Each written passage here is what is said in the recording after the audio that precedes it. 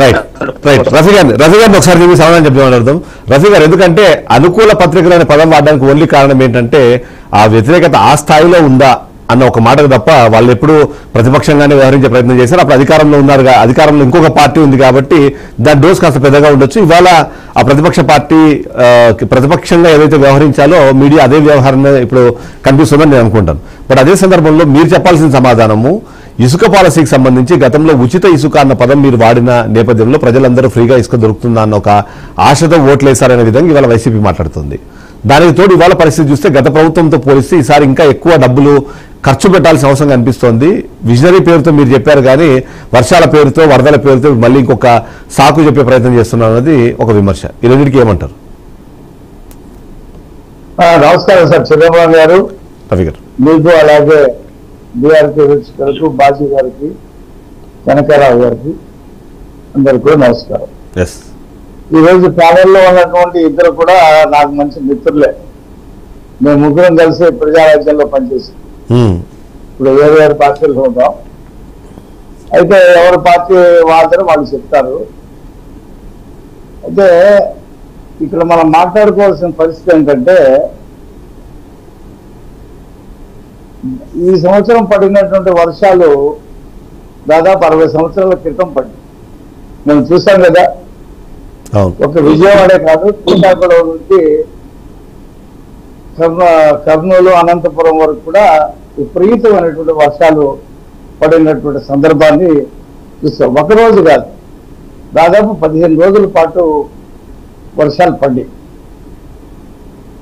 దయ్యాలు వేగాలు వల్లించినట్టు ఇసుకని మొత్తం జగన్మోహన్ రెడ్డి ఒకే ఒక సంస్థకి అప్పచెప్పి చేతి రాత్తో వేగుళ్ళు ఇచ్చి, ఆ గనుల వెంకటరెడ్డి చెప్తా ఉన్నాడు, ఇది విదేశాలు పారిపోయి మళ్ళీ దొరికితే ఢిల్లీలో నుంచి తీసుకొచ్చారు కదా, 3,200 కోట్ల రూపాయలు ప్రభుత్వానికి రావాల్సినటువంటి డబ్బుని ఏ రకంగా అతను ప్రభుత్వానికి నష్టం చేశాడో సాక్ష్యాధారాలతో పాటు చూపించడం జరిగింది.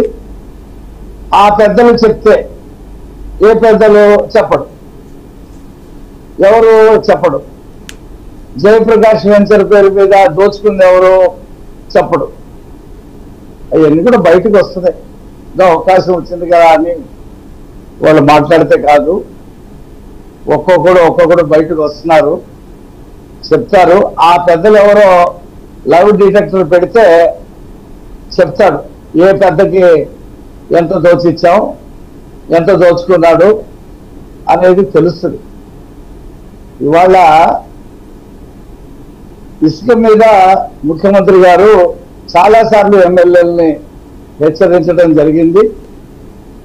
ఇసుక మా ప్రభుత్వం 12వ తారీఖు ప్రమాణ స్వీకారం చేసే లోపలనే వైసీపీ నాయకులు పెద్దిరెడ్డి రామచంద్రారెడ్డి దగ్గర నుంచి శ్రీకాకుళం దాకా వాళ్ళ స్థలాల్లో మేటేసినటువంటి ఇసుకని 12వ తారీఖు లోపలనే 40 లక్షల ఇసుక అమ్మేసుకున్నారు.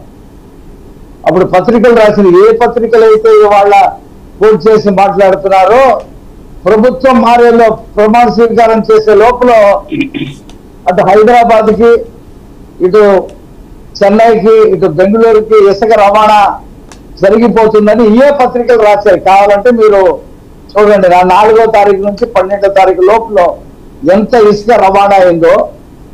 జగ్గైపేట దగ్గర దాదాపు ఒక గూడ్స్ రైలు ఏ రకంగా ఉంటుందో లారీలు ఆ రకంగా ఉండి ఇసుక వెళ్ళేది అంతకు ముందు హైదరాబాద్. ప్రతి బార్డర్లో కూడా అటు తడ దగ్గర అలాగే గూడ్స్ రైళ్ళ లారీలు నిల్చొని ఉంటాయి. ఇవాళ ఏ పత్రికల గురించి అయితే చెప్తున్నారో ఆ పత్రికలోనే 3 లారీలను సీజ్ చేయడం జరిగిందని చెప్పి బొమ్మలతో పాటు వేయటం జరిగింది కృష్ణా జిల్లా ఎడిషన్లో. ఈ ప్రభుత్వం అక్రమార్కుల మీద ఉక్కుపాదం మోపుద్ది, అందులో ఏం సందేహం లేదు.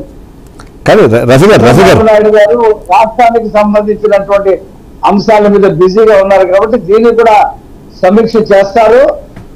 ప్రజలకి అందుబాటులో రావటం కోసం ఏవైతే జిఎస్టీ వసూలు చేస్తున్నారో, సేల్స్ ట్యాక్స్ వసూలు చేస్తున్నారో అది కూడా రఫీ గారు మీరన్నట్టుగా ఉచిత ఇసుక కాకుండా ఛార్జ్ చేసినప్పుడే 3,200 కోట్ల అవినీతి జరిగిందని మీరు అంటే, ఇప్పుడు ఉచిత ఇసుక పేరుతో ఇంకెంత అవినీతి జరిగే అవకాశం ఉందన్నది వాళ్ళు మాట్లాడుతుంది.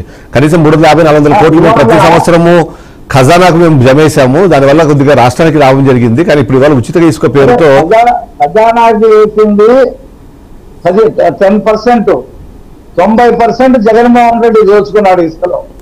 అదే నిజమైతే ఇప్పుడు 100% టీడీపీ నాయకులు జేబులో పోయే అవకాశం ఉందన్నది వాళ్ళు వాదిస్తుంది. ఇవాళ మా ప్రభుత్వం చంద్రబాబు నాయుడు గారు ఇసుక మీద ఇప్పుడు రేపు ఆయన ఢిల్లీలో ఉన్నాడు, వచ్చిన తర్వాత సమగ్రమైనటువంటి సమీక్ష చేసి ఈ పత్రికలు మా పత్రికలేం కాదు, ప్రతిపత్రికల పత్రిక ఏనాడైనా సాక్షి పత్రిక వాళ్ళ ఎమ్మెల్యేలు చేసినటువంటి అరాచకాల మీద కానీ, వాళ్ళ మంత్రులు చేసినటువంటి దోపిడీ మీద కానీ ఒక్కరోజైనా వార్త రాసిందా? ఎప్పుడైనా చదివారంటే ఇవాళ పత్రిక చేస్తుంది కాబట్టి ఆ పత్రికలు రాస్తున్నాయి. మేము మా ప్రభుత్వాన్ని హెచ్చరిస్తున్నాయి, మేము వాటి ఆధారంగా సమీక్ష చేసుకుంటాం.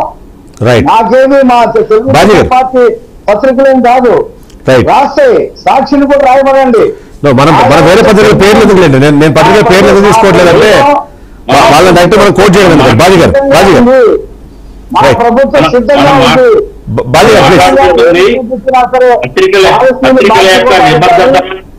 పత్రికల యొక్క నిబద్ధత గురించి కాదండి, పత్రికల నిబద్ధత కాదు మనం మాట్లాడుకుంటుంది.